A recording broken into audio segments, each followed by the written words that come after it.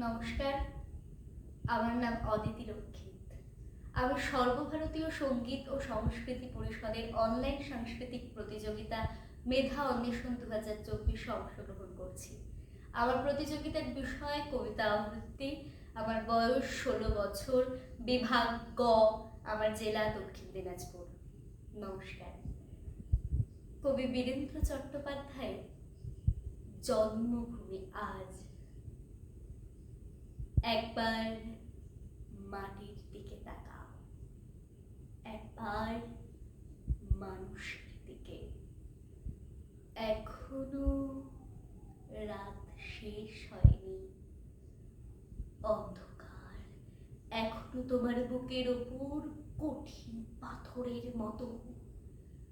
তুমি নিঃশ্বাস নিতে পারছো না।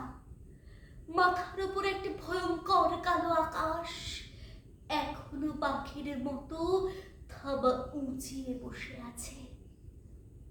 তুমি যেভাবে পারো এই পাথরটাকে সরিয়ে দাও, আর আকাশের ভয়ঙ্করকে শান্ত গলায় এই কথাটা জানিয়ে দাও, তুমি ভয় পাওনি।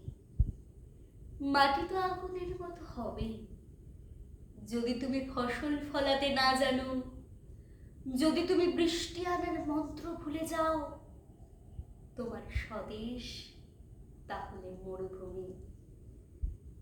যে মানুষ গান গাইতে জানে না, যখন প্রলয় আসে সে বোবা ও অন্ধ হয়ে যায়। তুমি মাটির দিকে তাকাও, সে প্রতীক্ষা করছে। তুমি মানুষের হাত ধরো,